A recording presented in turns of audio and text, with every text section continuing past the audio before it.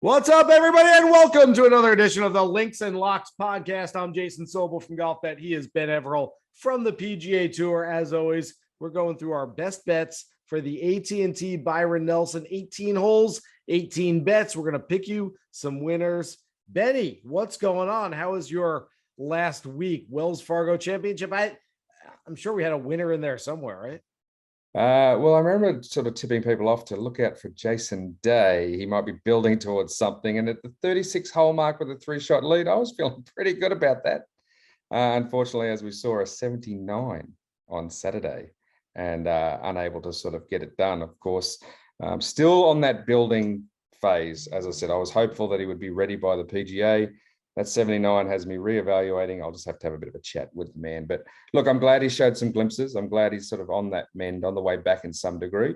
I didn't pick Max Homa, and I may have said that Marc Leishman would win, and that was a guy who had a shank on the opening round in the triple bogey. So I need to come back this week. I need a big play here at the AT&T Byron Nelson. In your defense, Benny, you said Jason Day would have a good week. You didn't say anything about his weekend.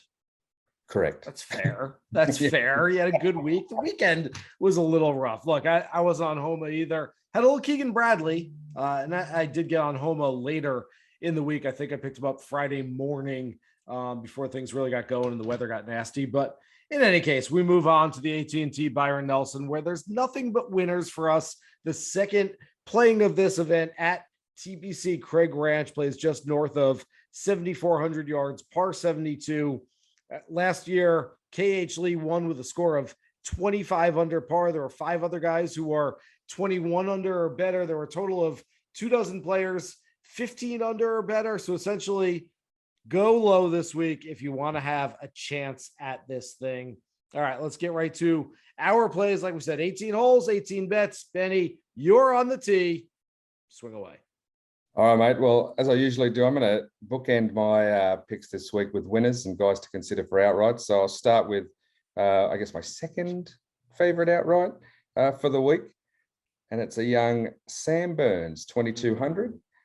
Second last year in the event, 6 top 10s this season, 2 wins, obviously. He was a runner-up at the Zurich in his last start. I know it's a team event, but showing some good form. We know the value of this bloke. We know what he can do.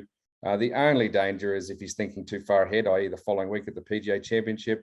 I think Sam Burns at 2,200 is actually a decent number, given there's some big names in this field, obviously, and he's bumped up a little bit because of that, and I think that he might be locked in to win again.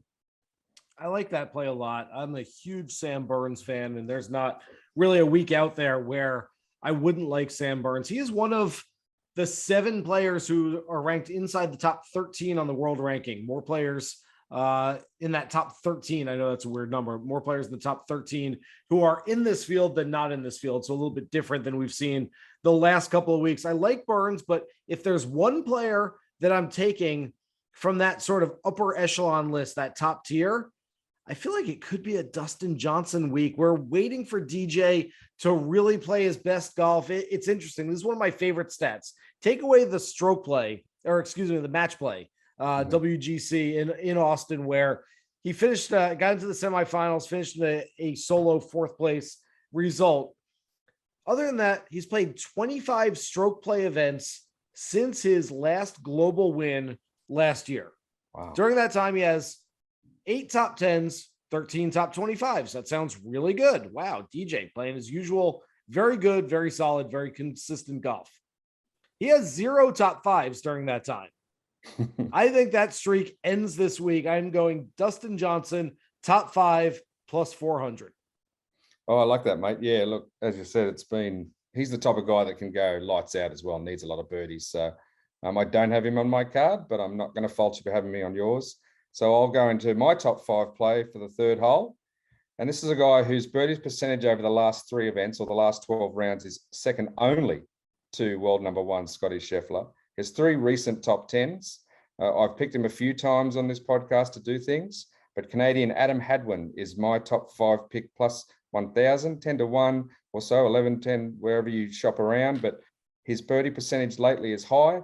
I feel like he has been trending this entire season, and I think he'll have another crack this week at the AT&T Byron Nelson. I am seeing a lot of people on Hadwin this week. I'm going to admit, Benny, I didn't necessarily see it. It's a longer golf course. Again, you have to make a lot of birdies, although Hadwin, when he gets hot, he gets really hot. And we've seen him, especially in the desert, make a lot of birdies in the past. So I certainly don't mind it. And a lot of people, like I said, are on him this week. Fourth hole. This should surprise absolutely nobody who listens to the pod on a regular basis. I'm going with Aaron Wise for a top 10. Look, I'm just going to keep hitting Aaron Wise until either he proves don't play me or the number just gets too short. Right now, top 10 at plus 550. I'll sprinkle a little outright on him as well, but he's trying to pull off what I will look at as a Max Homa, essentially winning the same tournament on two different golf courses. Homa, of course, won the Wells Fargo at Quail Hollow a few years ago, and now has won at TBC Potomac. Aaron Wise won this golf tournament a few years ago, now at Craig Ranch. He's trying to pull it off again. I could certainly see him winning, but I'll play top 10, like I said, plus 550. All right, I've had to shuffle the decks here because Aaron Wise, we don't, as you said, we don't talk about these before we do this pod. I'll go to hole 5 moving forward. My top 20 play was Aaron Wise plus 230. I think that top 20 is an easy make for him. And I do think you could look at top 10, top 5, even outright. He was T6 his last start as well at the Mexico Open. He opened this tournament last year with a 64 at TPC Craig Ranch, had a bit of a shocking, if you will, or 72 even par round 2 that put him well behind, and then he was able to sort of fade out from there to end up 55th. But I think he felt like his chances were gone, and he's conserved energy from that point. I do think Aaron Wise is a big play this week. I had him conservatively top 20. Don't be afraid to go deeper into that. I like that as well. Getting to the 6th hole, top 20 play of mine. I'm going to first start this off with a little rant. Benny, I hate when people say backdoor top 5, backdoor top 10 finish. Okay. Everyone says it's about Rory McIlroy. It's been a label for years and years and years. He spent most of his adult life being known as backdoor finish for Rory McIlroy. Yeah. What is he supposed to do? You're supposed to play your best golf on Sunday when it means the most. Would we give more appreciation to front door top 5 finishes, which essentially would mean, hey, I was leading the whole way and then coughed it up at the end and finished a share of 4th place. I got that front door finish. That doesn't sound any better than a backdoor finish. In any case, the reason I'm bringing this up is because over the last 2 weeks, Lanto Griffin has shot 65 and 67 in the 2 final rounds. He's essentially clinched those backdoor finishes, which I love as a bettor. Why wouldn't you love a good backdoor finish on a Sunday afternoon? It's better than, hey, he was there and then he barely held on. It was, no, played his best golf when it mattered the most and cashed a few tickets. So I'm going Lanto Griffin playing some good golf right now, top 20 plus 275. But I don't know about Griffin, whatever, but I'm going to add to your rant there and say this. This is what this insight I can add. Cameron Smith, world top 4 at the moment, didn't start making that change from, just decent player to really good player until he figured one thing out. He had to be playing his best all week, no matter what had happened. Mm-hmm. He had to turn those 35ths into 20ths. He had to turn those 40ths into 15ths. He had to bring his mongrel every week, including Sundays when he couldn't win, because every point counts, every shot counts on the PGA Tour. I know it's a cliche, but look, I've seen Ricky Fowler and other blokes miss the Tour Championship by less than 1 point on the FedEx Cup standings. So guys that are there in the end, who go through to the end, there's something to be said for them. And it plays into that narrative of being there and knowing what to do on Sundays when it does come your turn. So I think that's a great attitude that you've gone with there, and I can't fault you for that pick. So just something out there for the listeners. But I'll go to my hole 7. I'm going to play a top 40 play here.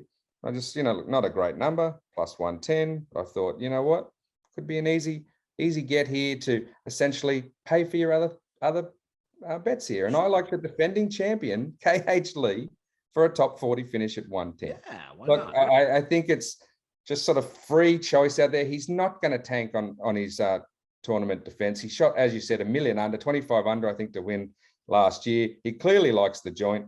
I can't see him faulting outside of the top 40. Plus 110, take it.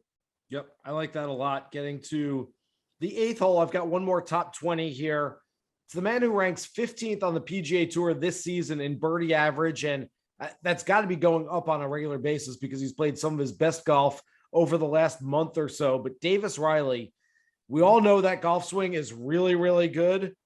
He's starting to look a little more comfortable. And from what we've seen from Riley, he's played his best golf in Mexico a few weeks ago when it was kind of a birdie fest at the Valspar, where he had to go pretty low. And so I think another birdie fest tournament suits his style right now. I don't know if that's what Davis Riley is going to be for the next 15, 20 years of his career, but right now he looks most comfortable when it's, hey, conditions aren't that tough. Go out there, fire at flag sticks, be aggressive, make some birdies. Top 20 plus 230 this week. Nice. All right. I'll round out the front nine here with a long shot. I'll give us something to think of. Now, it's a mate of yours, a Texan, someone who we've talked about again on the pod lately, but Ryan Palmer, 80-1. Oh, yeah.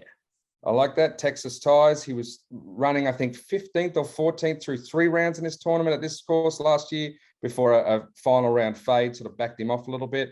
My point is he was there or thereabouts. Again, he could have been conserving energy for the following week. I don't know. But look, he's shown form in Texas before. He has been practicing with Scottie Scheffler recently.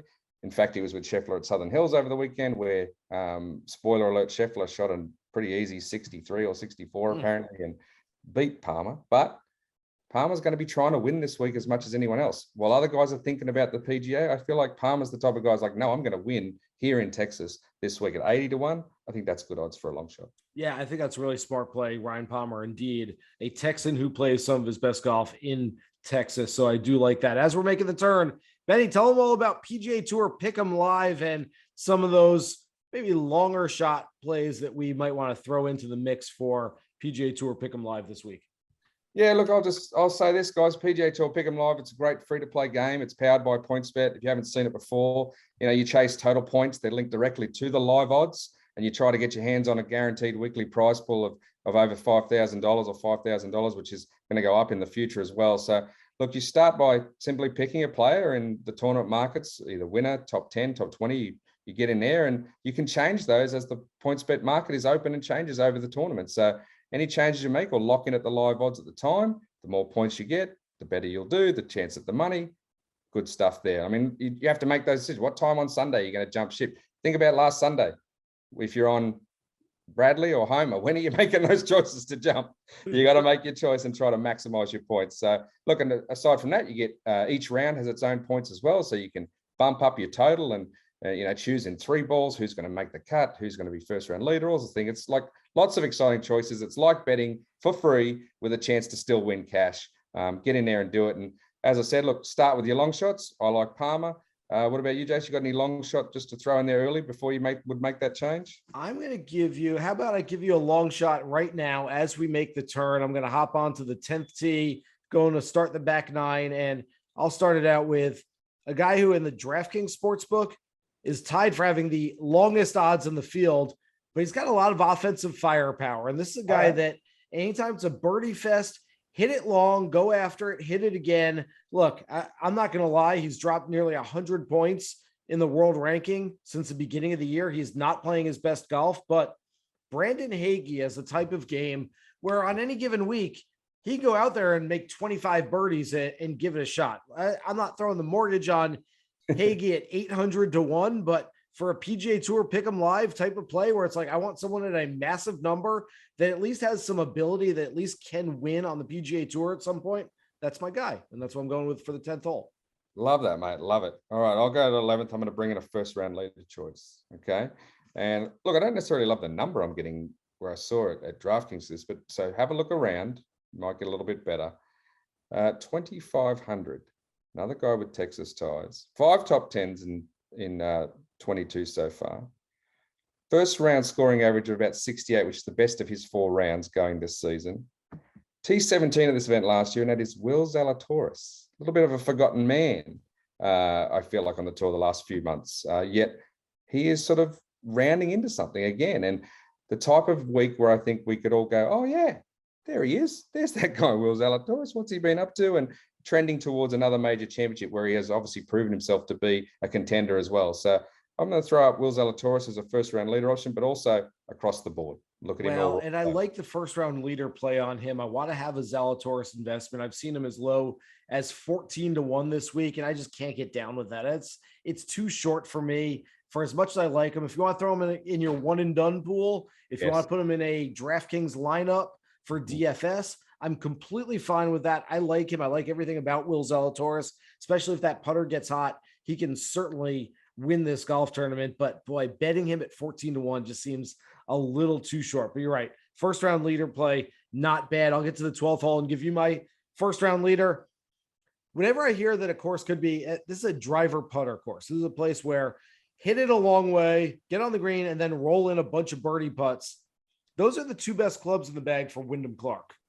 Okay. He's not played his best golf on the PGA Tour yet this year either, but 68s in each of his two previous Thursday rounds. He's 21st on the PGA Tour so far this season in round one scoring average. And he's a nice little 130-1 for first round leader. We haven't seen the tee times yet. You and I don't know if he's a morning or afternoon. I would assume the wind kicks up in the afternoon. So hopefully he gets something like an 8:15 tee time and gets to get out there early when there's still more birdies out there. But I just think that's a really big number on a guy that can go low at any given moment.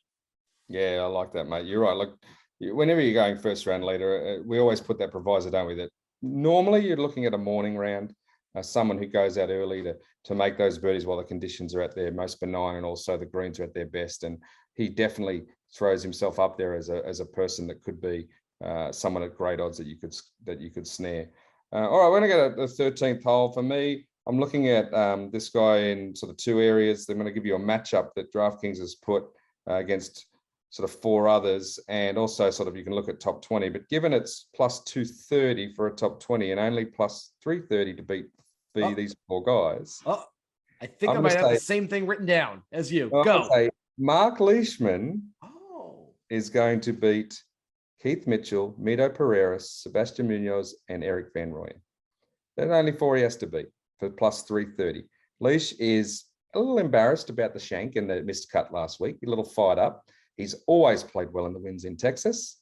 He was back when it was at the old venue, he was almost a lock to be a top five at the Nelson. This one, he was reasonable last year, won so round three pretty good rounds. I think 330 to beat those four guys is great value, Marc Leishman. Benny, that's really funny because the next play I have written down is a guy that is plus 210 for a top 20. That's a decent number, but then he's plus 330 to win his 5-ball on DraftKings. And when you said that, I thought, oh, we have the same guy written down. I don't have Marc Leishman, but it's not the same 5-ball. I have Jhonattan Vegas, who's riding a heater right now. And when Vegas gets hot, Vegas gets really hot. He's the kind of momentum player that when he's not playing his best, you just stay away from him because it's not going to turn around quickly. But when he's getting it going, he's got 4 straight finishes of 27th or better, including last week, taking him in a 5-ball over Christian Bezuidenhout, Alex Noren, Matt Kuchar, and Siwoo Kim. What was this called? Links and Locks, right? What, our little podcast? Yeah, that's a lock. Woo! An absolute lock. I'll say that. And a little tease there. That's a lock. Great pick. Thank you. All right, so 15th for me then, right? 15th. So earlier I mentioned, just take the 110 and be happy and maybe get some sort of free in a good chance at getting value to put your other money out elsewhere. Top 10, I'm going to go plus 100 Scottie Scheffler. 4 wins, obviously, number 1 in the world, lit up Southern Hills over the weekend. Look, I'm not going to put the house or anything on it. I just see it as a chance. There's a chance to sort of get some easy. He never finishes outside the top 10 these last few weeks, and I feel like even if he has his mind on the PGA, he always wants to play well in Texas. He'll have a bunch of fans there. He'll bring his B+ game and potentially finish in the top 10 this week. Look, there's so many of these weeks, Benny, when you and I sit here, we go, okay, I'm going to sprinkle a little here. I'm going to take a long shot there. I'm going to put a little on this, take a little on that. And then at the end of the week, I go, if I just taken all that money and put it on a top 10 on the number 1 player in the world, it would have hit and we would have doubled our money. And sometimes you tend to overthink things. Yes, you and I are producing content. And so we can't just come on the podcast and say, I'll take that number one guy at top 10. All right, bye. We've got to do a little bit more than that. That's what our producer likes. But yes, at some point you look at it and you go, let's not overthink this thing. He's really good. That's a decent number. We double our money. Why not? Okay. 16th hole, little 3-ball on DraftKings. I'm taking my guy, Maverick McNealy, and I love taking him in matchups because he's got as high a floor as just about anybody out there. The ceiling, I'm still questioning. I'm still not sure about. Can he go out and win on any given week? I do like him, at some point to start winning golf tournaments, but he's only missed one cut in, I believe, his last 22 starts. So in matchup bets, you essentially have a chance to win on Friday or Sunday. 2 chances, because if the other guys miss the cut, you're right there. Now, I've got him to beat Jason Kokrak and Adam Hadwin. You mentioned Hadwin already. Know a lot of people on Hadwin, starting to rethink it a little bit. Boy, McNealy's floor is so high that Kokrak and Hadwin are going to have to go out there and really play some good golf to beat him this week. Plus 175. I'm sticking with Mav McNealy. Yeah, well, I'll say this about Hadwin that I might not have said earlier. He's going to have to be on his game, all facets. You're right. It's like, it's long. He's going to have to get out there and he's going to have to be at his best with his ball striking. And he's going to have to make, more putts than he does generally, if that makes sense. He's going to have to be better than his average on the green. So, look, I can't, whereas I'm on the Canadian, you could just as easily get me there. Now, look, 17th hole, my big win play. The reason your last couple of holes ago was a lock is because Johnny Vegas is going to win the AT&T National this week at 5,500. Vegas, as you said, is on a heater. T27, T4, T18, T15. He was T9 in this event in last year. He started with a 65. He had a 72 in the second round before 66, 67 to finish. Of anybody that had everyone above him on that T9 finish had all their rounds under par. Vegas had that one stretch in some bad wind that didn't help. Look, I'm all over Vegas. I think he's going to push his way, as I said, into the International President's Cup team. I think this is a great week. He's got Texas ties from college days. He loves it there. He loves this course. He loves the event. Vegas, 55-1. Get on it. He's one of those guys that I look at, Ben, on a regular basis, and I go, if you didn't know anything about who the best players in the world were and you just were dropped in on the back of a driving range and watching guys play, you go, that guy, he does everything really well. Big dude, hits it a long way, controls his irons, soft hands around the greens. I think he can and will be at some point a top 20 player in the world, and a win certainly would help this week. I am essentially attacking that 55-1 to 80-1 number this week. Yeah. I am my favorite outright is more representative of that number than it is, I like this guy to win.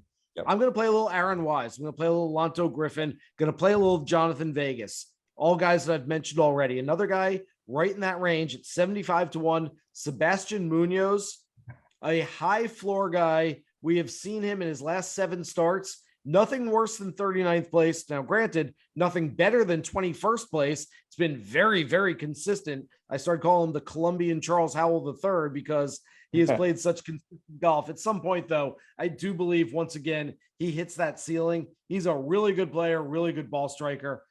I can see it this week, and at 75-1, I would love to see it this week, Benny. Yeah, look, obviously I did mention him briefly. I think that Marc Leishman can beat him in that 5-ball. But look, I would not be surprised. I've picked Sebastián a few times this year as well. I think that he also has that international team high on his radar and wants to push his way into that. Both Vegas and Muñoz, they're similar guys in that respect. I think that they've both got some great golf ahead of them this year. I think we'll see them, if not win, go very close to it on a few occasions. So look, either of those I'd be happy with. I'll do the sprinkle as well. I'll put a couple there. Well, theoretical couple there with Seb as well. Great week to sprinkle a little on that range. Good luck to everybody out there. And thanks, as always, for listening to this edition of the Links and Locks podcast. Remember, you can find us anywhere you find your favorite podcast. You can listen, download, subscribe, and rate us every single week. For Ben Everill, I'm Jason Sobel. Good luck with all of your best bets for this week's AT&T Byron Nelson. Here's hoping you hit the green.